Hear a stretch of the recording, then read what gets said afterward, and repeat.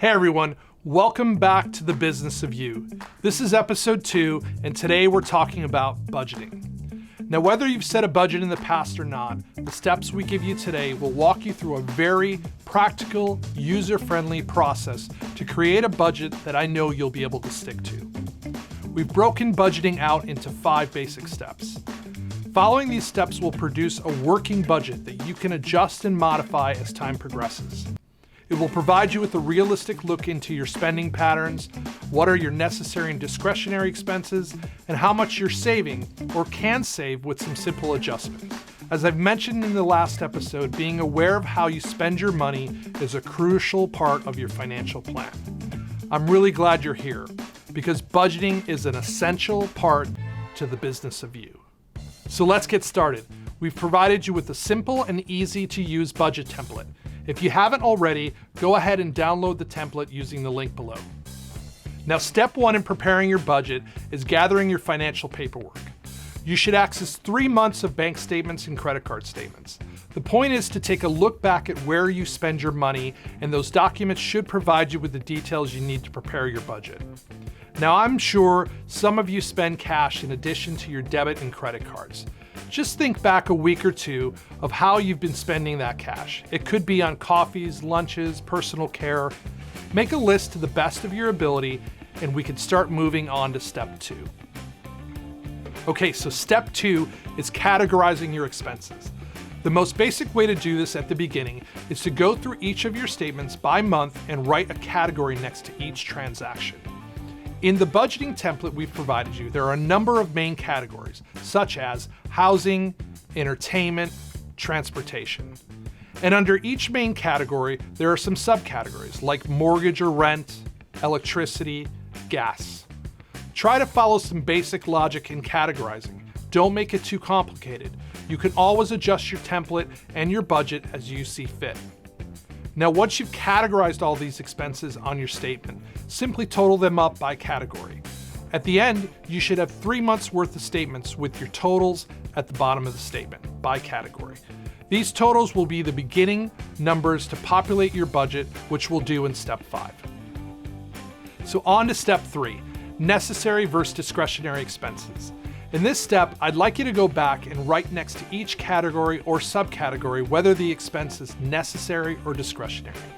Necessary expenses are those expenses that you absolutely have to spend on every month. Think of your rent, health insurance, maybe your car payment. Discretionary expenses, on the other hand, are expenses that you can live without. Now, of course, this is subjective. Some of you may feel like you cannot live without your Netflix subscription, but the truth is, you probably can. Okay, now we're at step 4, and we need to calculate your income. For those of you who are employees on a salary, this will be your actual take-home pay. In other words, your salary minus any deductions from your paycheck. For those of you who are self-employed or perhaps a W-2 but non-salaried and you have a variable income, you're going to have to take an average over the last 3 months of what you've been earning. As you get better information and there are changes to your income, you can adjust your budget accordingly. Okay, so we've reached step 5. This is where we're going to populate and create the budget. You can use any tool you like, and there are tons of free tools out there, such as Mint, Personal Capital. Your bank might even have a budgeting tool in its app. However, if this is your first time, I suggest you keep it easy and use the template we provided you. You will note in the template we provided that there are projected and actual columns for income and expenses. You're going to use the averages you've calculated to populate the projected cost column. The actual cost column will be used once you start spending. This way you'll be able to see the difference between what you projected and what you actually spent. At the top of the template, you're going to have a total projected balance, or your income minus expenses, and an actual balance and the difference. The goal for this budget is to have a 0 projected balance, or put another way, all of your income should be allocated to a category on your budget. Now, there are several techniques to how much you should have allocated to each category, but to keep it simple, I like the 50-30-20 rule. The rule basically states that no more than 50% of your income should be spent on necessary expenses. No more than 30% of your income should be spent on discretionary expenses, and at least 20% of your income should be dedicated to savings or debt payoff. Now keep in mind, this is just a general rule. However, I will say if there's any room to negotiate on your budget, you want to take a look at your discretionary spending, or that 30%. If you have debt, consider increasing your savings and debt percentage. If you only spend 25% on discretionary expenses, great. You'll never hear me tell you to increase your discretionary spending. If you've got money to spare, that should go into savings.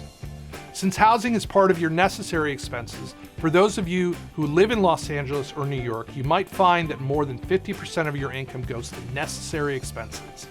If that's the case, you might want to reevaluate your living situation, or you will need to spend less on discretionary expenses. Again, as I've said before, a budget needs to be realistic to your situation. The most important thing is that you're aware of how you're spending your money and where you can make changes to meet your financial goals. All right, that's going to wrap up this week's episode on budgeting. But next week, we're going to pick it right back up and talk about adjustments that you can make to your budget, discretionary expenses you could potentially cut, tips on how to use your budget more efficiently, and most importantly, techniques on how to stick to your budget. So make sure you tune in next week for Budgeting Part 2 as we continue this journey on the business of you. Make sure you subscribe to our YouTube channel, follow us on Facebook and Instagram for updates and financial tips, and I will see you next week.